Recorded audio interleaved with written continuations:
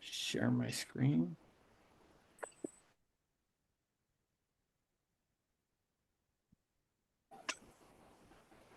All right, welcome to the October 23rd meeting of our Monday night meetings.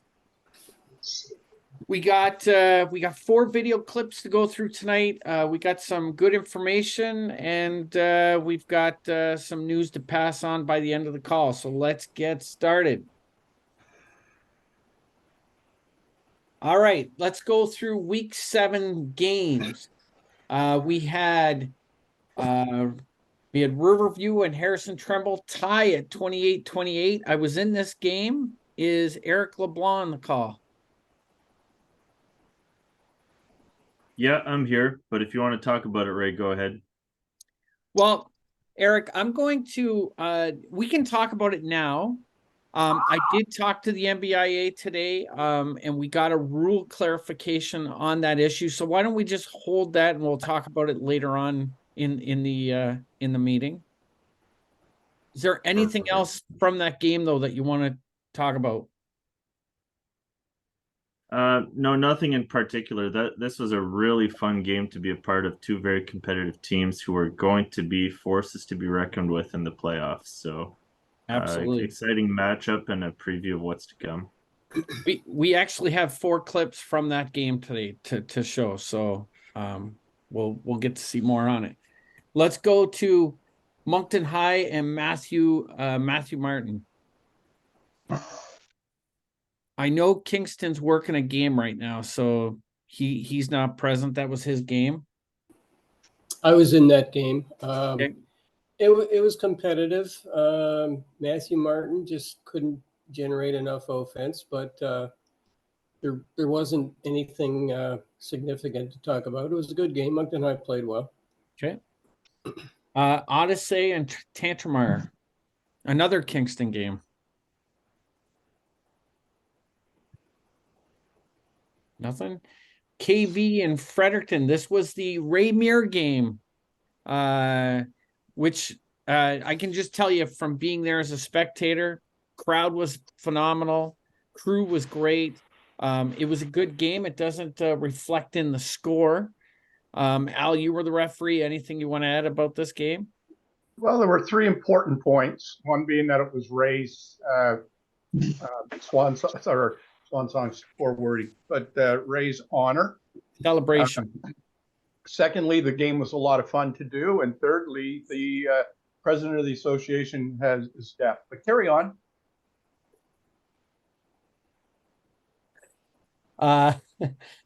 St. John High and OHS.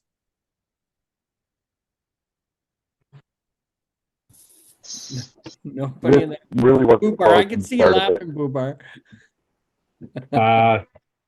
Was as one-sided as the score showed. Kids played great. One coach from OHS was asked to leave after a couple of objectionable conducts. But he did come over after the game at the restaurant and apologize. So, okay. St. Stephen at Hampton.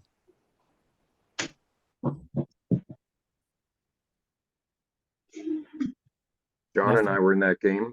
Okay. Mike Lavin was the white hat. It was a blowout.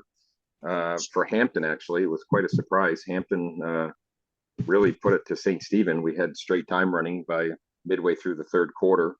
I'm just gonna John may want to say stuff technical. I just want to make a point of saying that there is a young man on the Hampton High team. I've done 3 of their games this year, and I was going to ask Al about this, but other guys may remember him as well. This number 11 kid is the nicest, most polite, and friendly and helpful kid that I have seen. He plays wide out for them.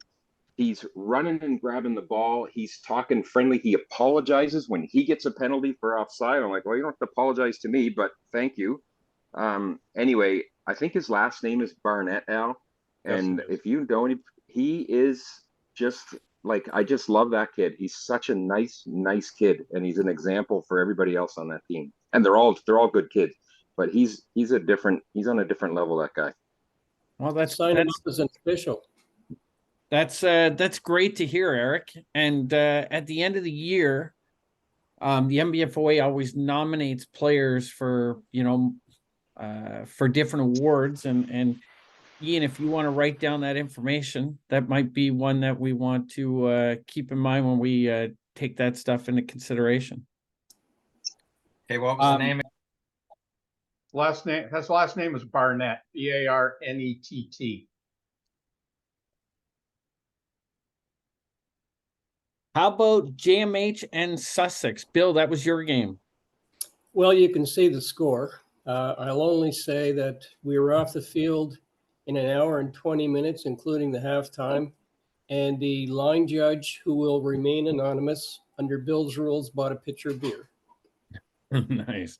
Now, I will tell you, Allison reached out to me today because JMH has to have an athletic director at every one of their games going forward, and they weren't able to make it. So she reached out to me to see if I had any information how it was with the benches. I took the note in your game report about how you took the player over, asked them to sit for a few plays or whatever the case may be, and they were very polite and respectful. So I passed that note on to Allison, and she was pleased to hear that. So the coaches were absolutely no problem. They were, all of them, even the person who in the past had problems with interpersonal skills, shall we say. Yeah. No, they were excellent to deal with. No issue. I took the kid over at halftime. He had two URs.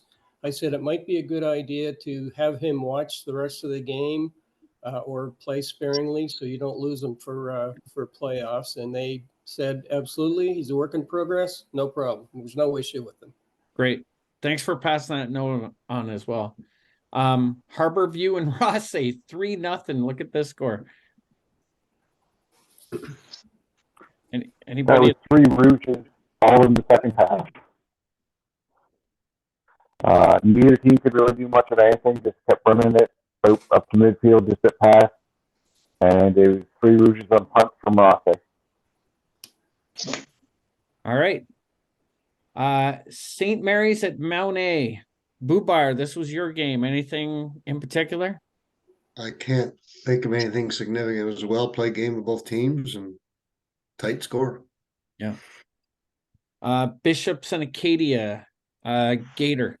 Yep, that was mine. We had some guys working at new positions on Saturday. We had a couple of we had one play in particular I'll address later on because it actually happened in one of our other leagues. But I mean, the kids on the field were great to deal with. We had some yelling from benches, but hey, that's it. It was a good game. Bishops didn't execute really well, but they knew where they stood in the standings. So okay. Forget the AFL game. The AFL game. Oh, I don't have the results of the AFL game. If Well, Patrick was the referee. It was. Go ahead, Patrick. What can you tell me about the AFL game? It was a really well played back and forth game. Dalhousie came to play both physically and discipline wise. We had 10 penalties the whole game. And wow, that's great. I think only 3 URs. UMB ended up coming out on top, but it was a great crew to work with. The guys knew what they were doing and everything went very, very smooth. Good. All right, that's your week 7 games. Here's just a few photos from the Ray Muir game. Thursday night, again, it was great being there. Fun with the crew. We had a good post game, and the only unfortunate thing is I had to drive that night. That was the only unfortunate thing. All right, we got some plays. So I have had, this year's been kind of funny. I've had numerous coaches contact me about a particular play. We're going to watch one here, and we'll discuss it afterwards. Let's watch it the first time, and we'll have a quick discussion.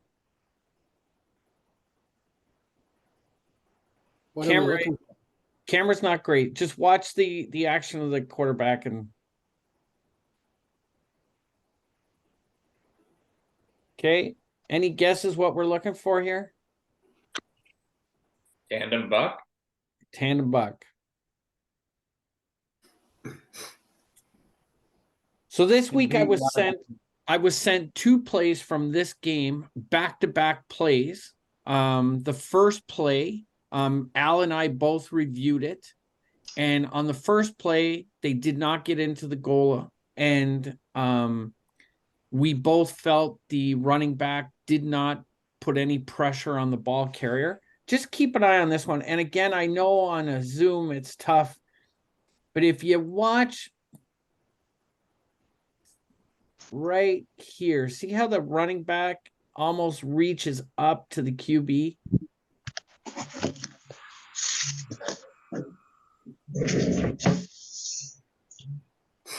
What are your guys' thoughts on this kind of play in a short yardage goal line situation? I think you're going to see it more and more because of the success that you see the Eagles do it, and it's not illegal in there. So, but I think players and coaches don't realize that. Yeah. But they see that it's working at the NFL level. We might as well do it here. But it's so. What is the running back allowed to do from the backfield on this kind of play? Push the pile. What's that? Push the pile, but not the runner. There you go. Okay. So in my email to Coach T today, in my email to Coach T today, I copied in the rule. I made it very clear that you cannot pull or push the ball carrier, but you are allowed to push the pile. So he asked me if he split the running backs over the guards, and as the quarterback goes up the middle, can they come up and push the guards to help push the pile forward? And I said, that is a legal play and should not receive a foul for that. Okay? So referees, umpires, crew, just beware of this play down near the goal line, short yardage plays. Coaches are running these types of plays now. And I agree with you 100% because our neighbors to the south, they run this all the time. All the time you see in the pushing of the ball carrier into to get that first down or for a touchdown. Okay. Any questions about tandem buck before we go on? No? All right. Here's a couple other plays that have been sent to me. All right. So this one here, we're looking for the action around the ball carrier. Okay. Or sorry, we're looking for the action around the punt returner. Okay, the punt returner. Just watch this.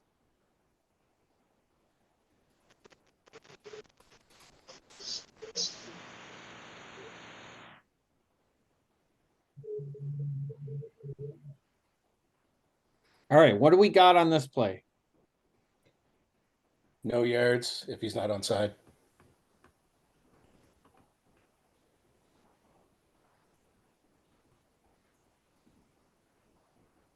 We got a 5 or 15?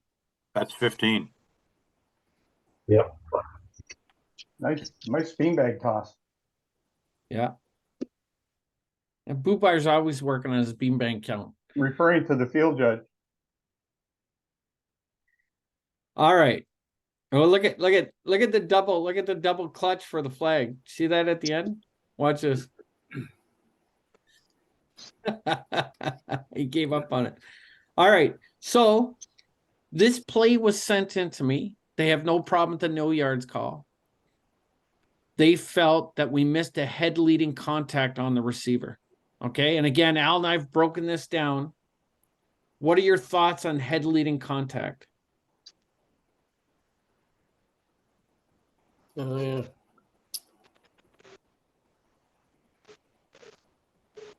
I think there's an effort of him trying to get his head around.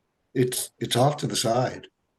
Yeah. That's the reason I didn't, because Aaron asked me when he come in, did we have a head involved there? And I said no. It was off to the side, and I think the video shows that, or my impression it was off to the side. I should say that. And I think the video shows that. I think that was a It looks like he's trying to fantastic avoid call. with his head. I think if you stop it right there or go back just a little bit, Ray, Right, just right right there, here. like you can see the shoulder, you can see the head off to the side, you can see his arm wrapped around his shoulder, and that's just a guy that stopped and a guy going forward, and that's all that is. That's why the kid's head whips back. I agree 100%. This was a great no call on the head leading contact. 100% no yards, but great no call on the head contact. Would a hit on defenseless receiver be considered? Well, No, you because have you to gotta have the head involved. You have to have the head involved for that to be a foul, Nathan. You're right. You're right. This Sorry. was a defenseless player, but the head has But to the head was be a yeah. factor. Good call. You're right. Sorry. Is it? But wait a sec. Is it not head or neck area? Not just the neck. Not just the head. Oh, I think it reads head. Oh, I think the head neck is. I'd have to open this up. I think it is head or neck, but on this tackle, when I was able to play with it a bit, the kid's shoulder actually hits the pads of the return. Yeah, I agree. Just more so, just clarification. I believe it is head and neck area, though.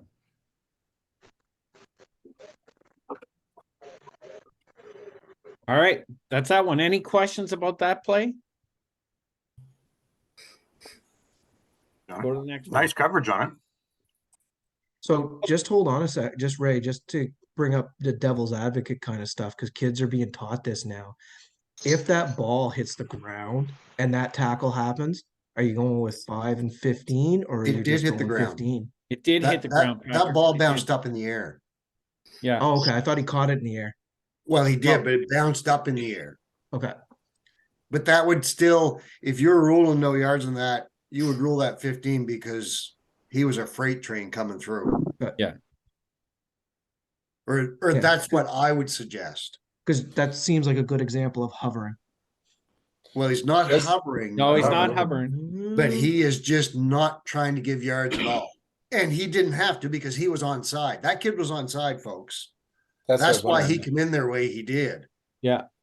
But if he was not onside, someone that comes in to make a tackle like that, you have to call that 15 yards because that's a See the ball heavy hits here. Yeah. So Andrew, Yeah, I don't think it's a 15 no yards. What I do think it is 5 yards plus 15 yards for the UR. See, that's where I'm getting. That's what I was getting. What at, would the Jim. UR be though? Well, Hitting the defensive basically, player. when he loads up on that guy, there's a spot in the rule book under the kicking rule for that. It says if he comes in and hits him unnecessarily hard or words to Yeah, that but isn't that under the no yards? That's what I'm getting at. No, If he's on, if he's onside, then how can you have no yards? There wasn't. We have to flag it. It was ruled he's onside. There was no penalty application here. Okay.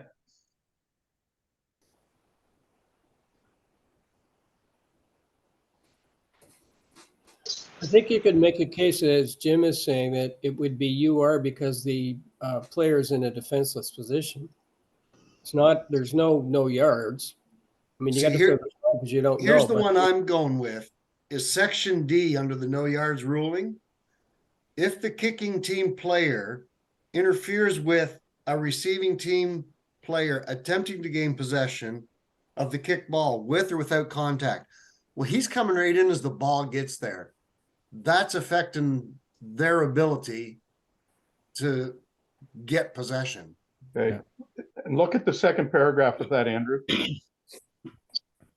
A player of the kicking team who invades the 5-yard zone and contacts a receiving team player who is attempting to play the ball in any unnecessarily rough manner will be subject to an additional 15 or 25. Yeah. So that's what I was thinking. If you're going to apply, if this was a no yard situation, like if this kid wasn't onside, I would have ruled that as 15. But even if it's not no yards, that second paragraph that you just read, I think covers covers a UR penalty. Does Well, it no, not? but this isn't in the UR sectional bill. This is no yards foul. Okay, read the paragraph again. Okay.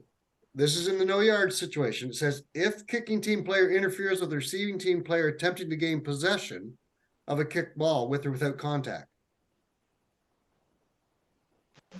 But an onside player doesn't have that restriction upon him. I understand what you're saying, but I don't know how you could apply a penalty to him here because he doesn't use his head and he doesn't get the other guy's head involved. Yeah, If the head was involved, that's a different story. I agree. I do agree with Bubar here on this play because he's onside.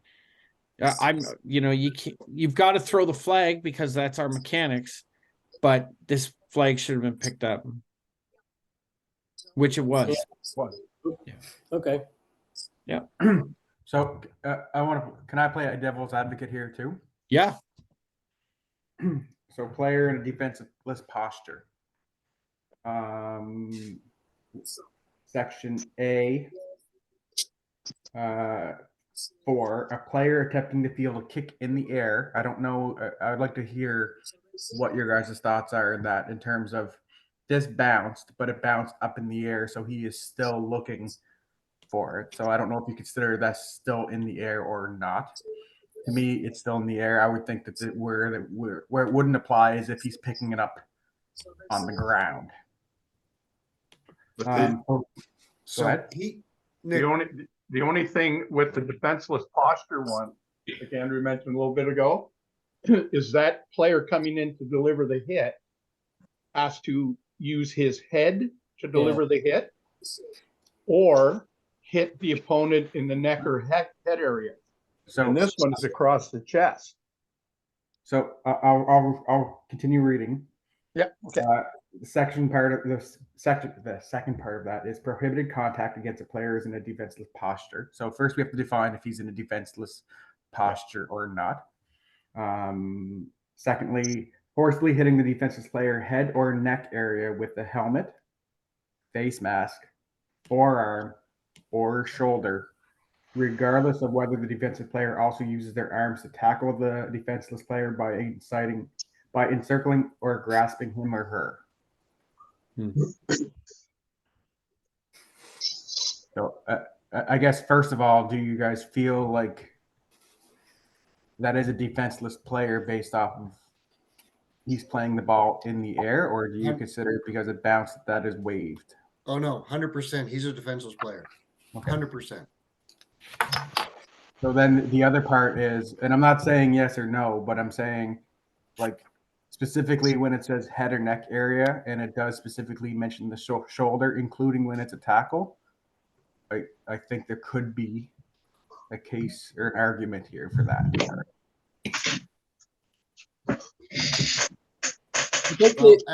Al, you would have had a better look at it with your software or whatever. Live, I thought the shoulder was to the chest. Yeah, I didn't. I that's what I was referring to. I think the initial contact is to the chest.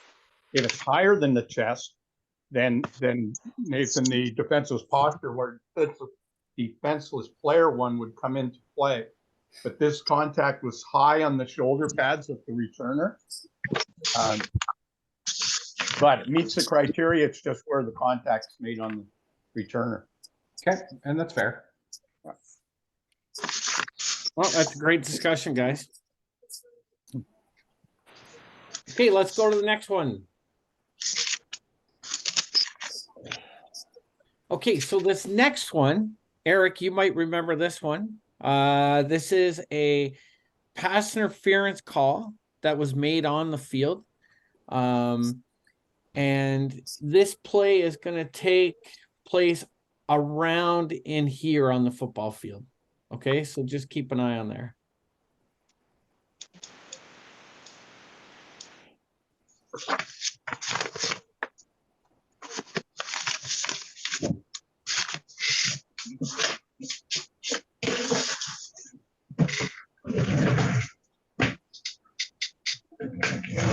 Everybody see that one?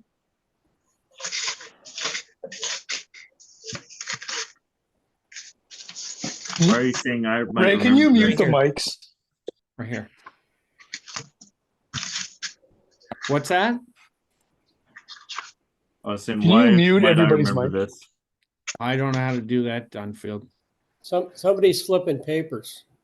Yeah, Mike, whoever Mike is needs to mute his mic. Yeah, I muted Mike. There. All right.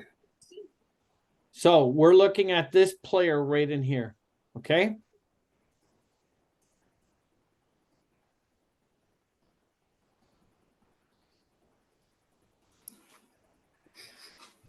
It's not great video. No, it's not great, but you can see Early contact. yeah. The ball is here and contact's already being made with the receiver here. Yeah. Was this a third down situation? I don't remember the down. I'm just seeing two officials in the offensive backfield. Well, this Seven-man is 7-person Oh. crew. Okay. Okay. I think So- it was second down and forever. It might have been third down and forever. Yeah. We had Jason Curry had the call here for no yards. Did we get it right? Oh, yeah. Or sorry, no, Just not pass no yards. interference. Pass interference. Pass interference is what the call on the field was. Did we get it right? It looks like it, but it's not good video. There's almost a half a second between the contact and when the ball gets there. Yeah. You're right. That's a pretty right long time. Yeah. here. Contact is being made. The ball is right here. You can just see the white of the ball. The contact impacted his ability to catch the ball, so it's pass interference. Pass interference, and it was a great call, Jason. That was a great call on the field. Being Okay. on the ground also affected his ability. All right, that's that one. Any questions about that call? No? Just before you go on, and while I think of it real quick, Al, do we have access to the AFL videos? I have, Okay. yeah. They're Why? not, well, I was just wanting to have a look at that game, but. Yeah, no, they've never given me permission to be anything other than basically a viewer. Okay, good enough. Are they on huddle or quick All cut? right, let me rephrase that again. My apologies. I am not provided access by the AFL. The UNB Fredericton team has added me. So they get the games from Holland College and Dow shared. That's the only way I can watch those. Okay. All right, I gotta back up here. I thought there was one more video. I guess there's not. All right, this is Yeah, what Eric. Ray, Yeah. you have another one there that I think the late hit on the quarter. I thought I did too have another one. I just gotta exit out of this for a second. Yeah, here's the one I'm trying to get.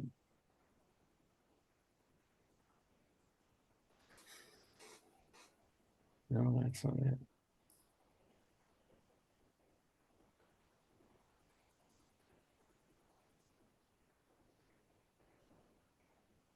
No, I put the same play in. There's another play I wanted to show. That's it right there, because I'm seeing it. I'm seeing the hit on the quarterback and his helmet coming off.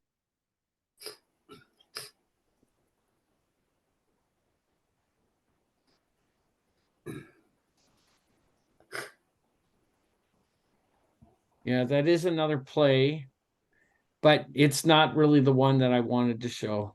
I'll try to get the other one up here real quick before we get out. All right, let's go on. Whoops, I gotta go back.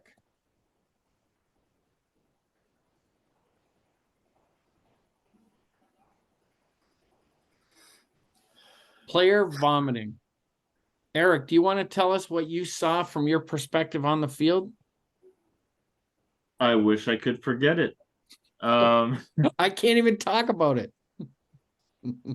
No, a few of us have seen players vomiting on the field. There's this one player from Riverview who insisted he was okay, and then I think 3 or 4 times just continued to chuck it out on the field. I made the executive decision to force him to sit out for 3 plays, but we really didn't have a standard in the rule book on what to do with this. I think if I had to do it over again, I'm still happy that he sat out just to settle his stomach, but it would have sold it better if we would have gotten some trainers to come out and take a look at him. But now Ray worked out this new approved ruling with the NBIAA, so why don't you talk about it? It was something I've never seen that before. I mean, Eric's putting it lightly. I mean, it was power. It was power, and 3 times in a row. And the kid kept saying, I'm okay, I'm okay.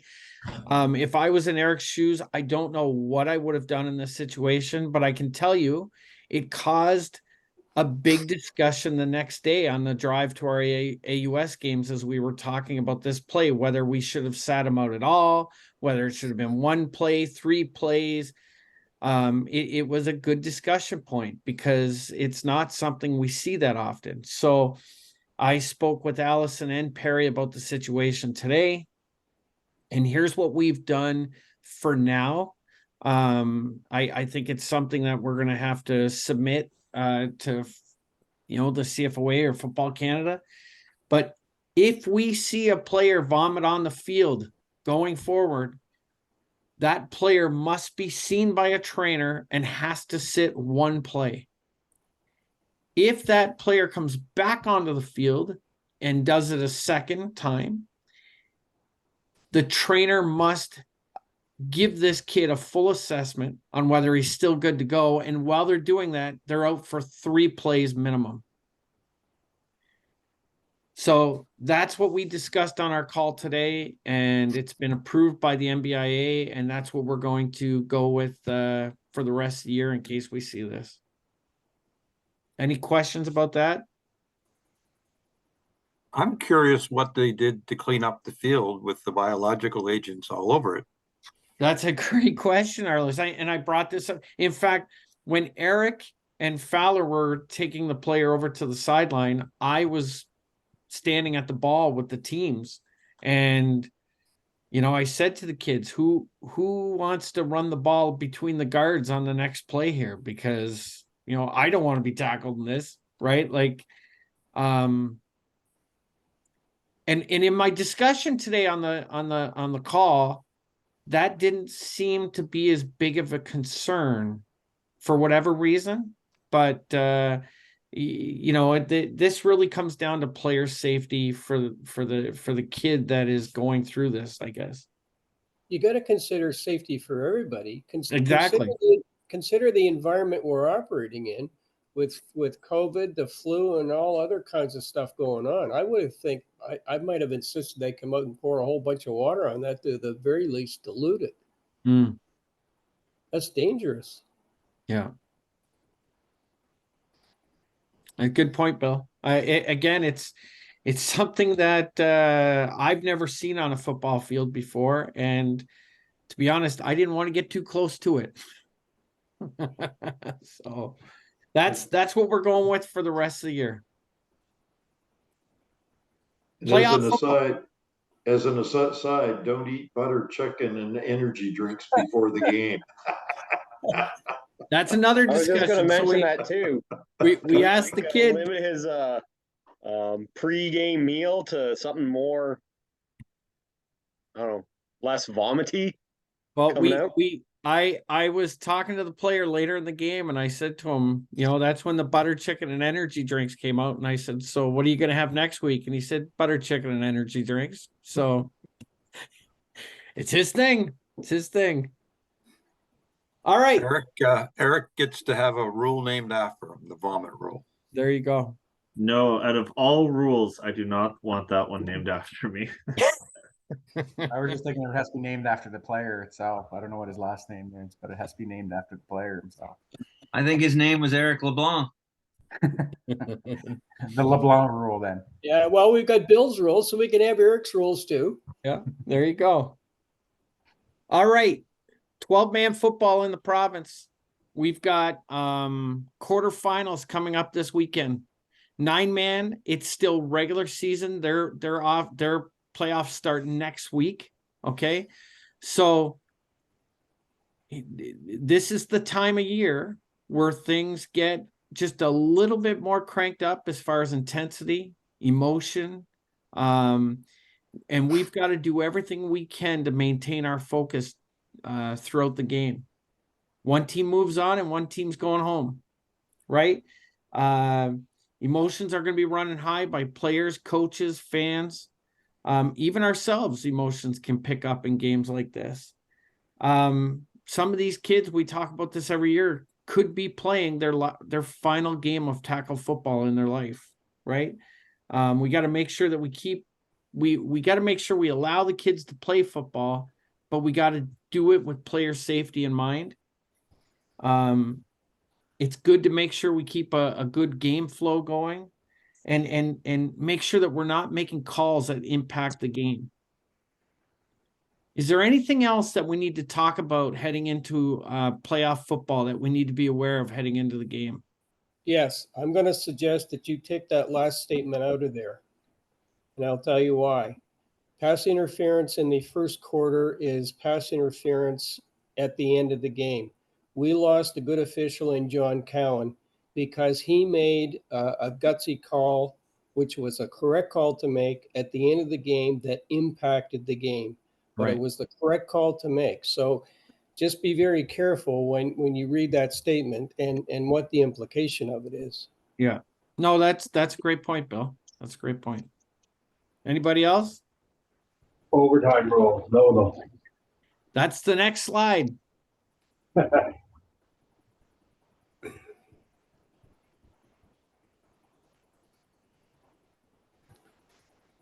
Make sure you know your mechanics. Be ready to go, and let's make sure that we are the best team on the field come Friday night. Overtime rules. This is really important to read through before you get to the field. The entire crew is responsible for knowing these rules. Okay. And if we had 2 tied games this past weekend, so it can happen. If we go into a tie game, Al or Boopar, why don't you tell us about how you guys, what procedures are you guys taking heading into an overtime session? I tell Jim Fowler to tell him what to do. But you're pulling in both teams' captains and the entire crew you're bringing to center field for that discussion, right? No.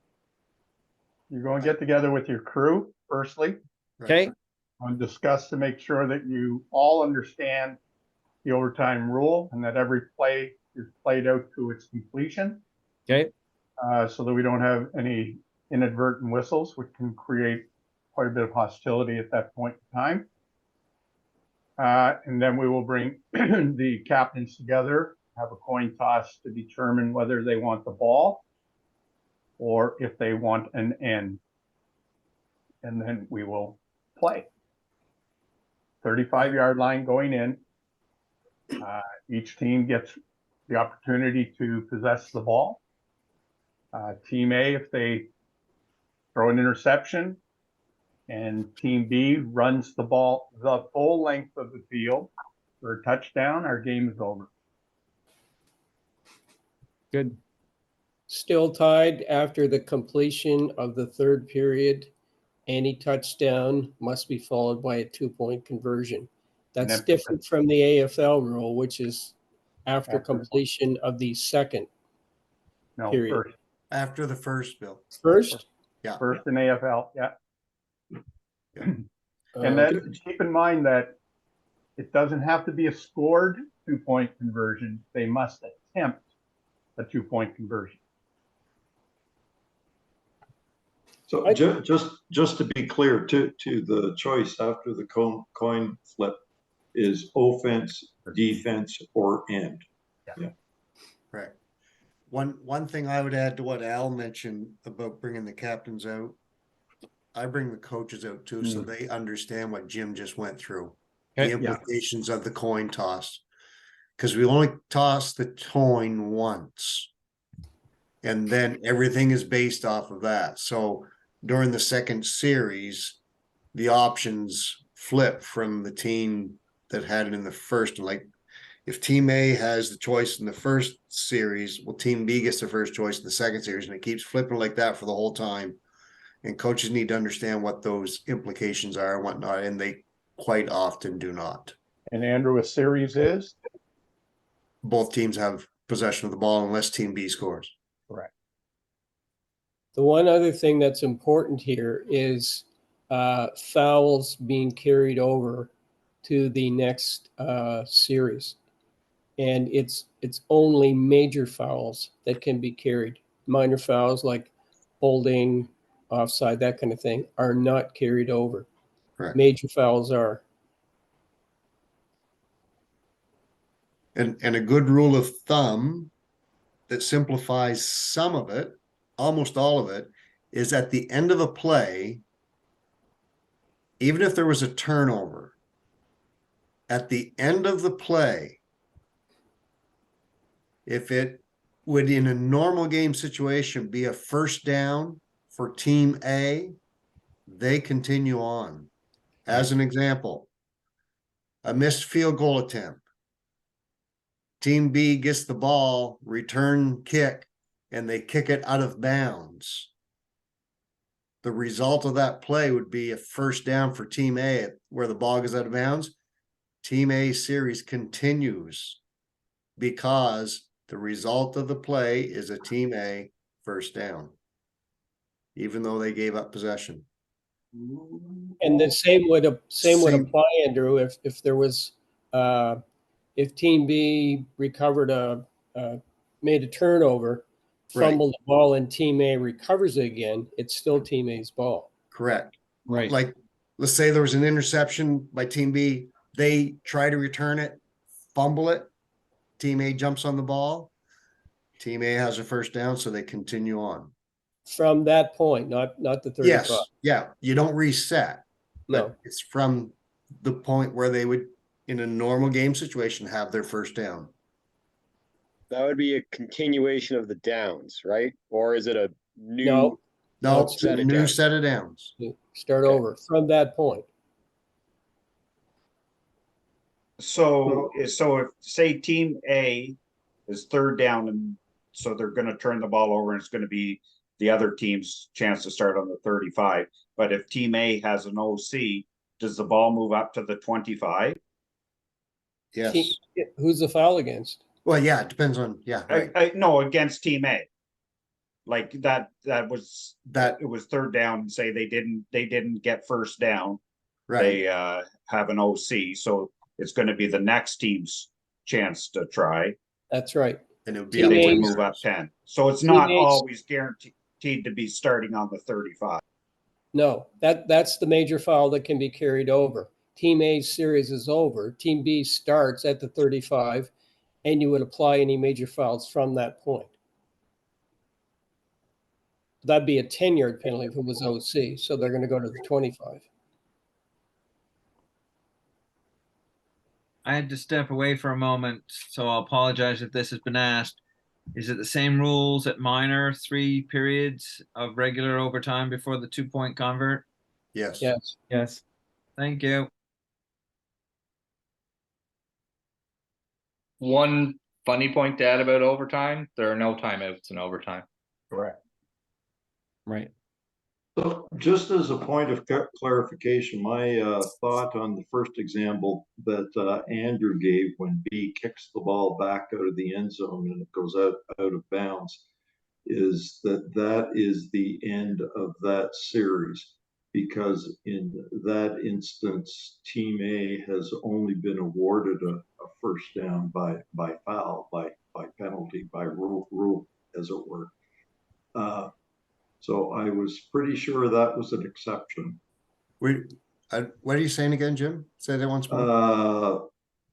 Punt into the end zone, return kick out of the end zone goes out of bounds. I believe that's the end of that particular set of plays, as opposed to Team A getting the ball with the new first down. That changed about 6-7 years ago. Yeah, they did. I think it's in the casebook, Jim, but they did change it so that Team A would get the ball back.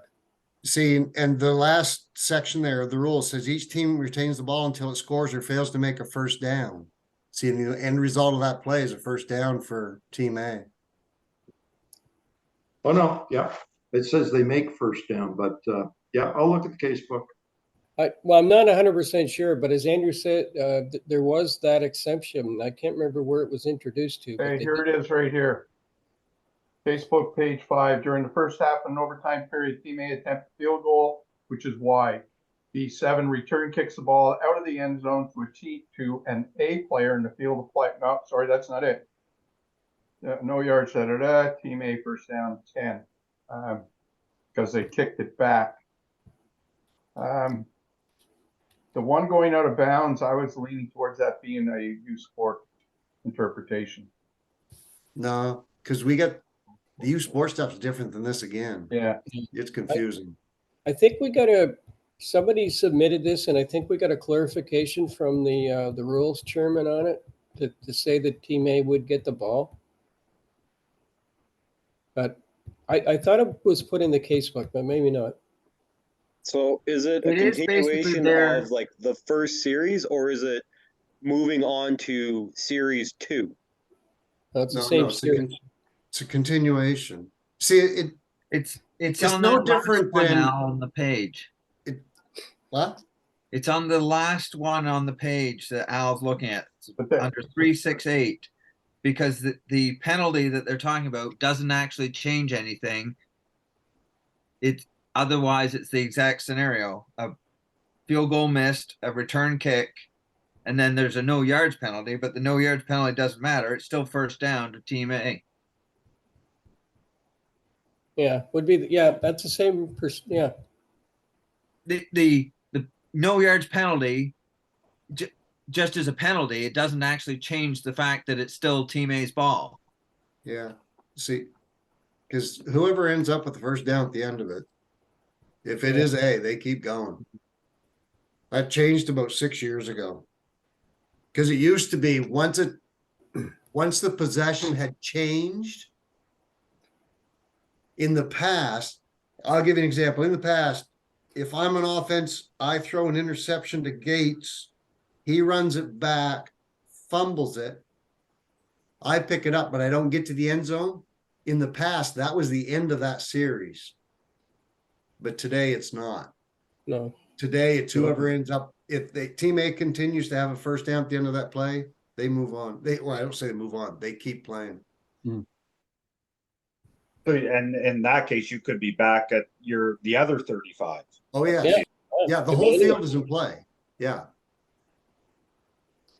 The whole key to overtime as the crew is let the play go to its natural conclusion and then sort it out when you're done. You got to be very alert to what's going on and the worst possible thing in overtime is an inadvertent whistle, and it could involve more than one pitcher of beer. That's the impact that I was talking about earlier, Bill. Yeah. Great discussion, everybody. This is why it's so important to make sure you've read through this rule heading to the stadium and to have a good discussion as a crew before going out to your game. All right. That is basically your Monday night meeting. Hold on. Oh. Okay, so you brought up the point about the tandem buck. Yes. And we reviewed that, and everybody understands what's going on. Make sure you read the rule on it.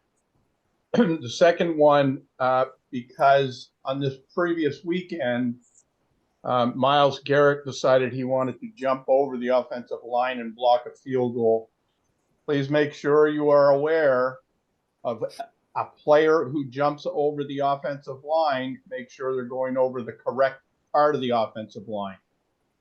They cannot hurdle the center. Any part of the center. Does that not only apply on a long snap, Al? Well, that's a field goal situation. Yeah. Yeah. But on a regular play, they can hurdle the center. Yeah. No. Yes. Special teams.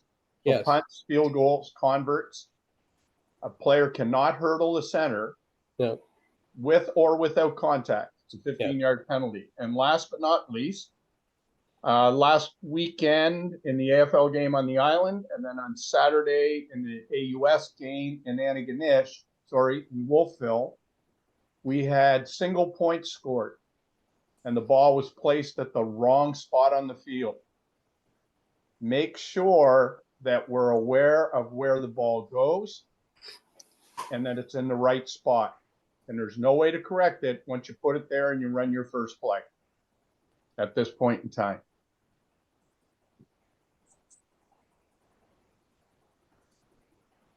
All good? All right, so here's the assignments for the quarterfinals coming up this weekend. Patrick's going to send these out very shortly. It's playoff time. It's tough this time of year making decisions on assignments, especially we had a few officials that were not available this week, so we had to move some things around. Again, Patrick will have these out. Please get those accepted as soon as possible so that we're good for Friday. And again, make sure as a crew that you're getting together with your or getting together with your crew before the game to have a solid discussion before heading out to the field. Anything anybody wants to add before we put an end to this call?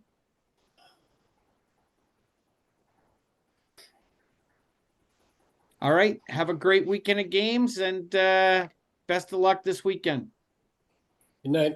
Night. Cheers. Thanks. Good night. Thank you, guys.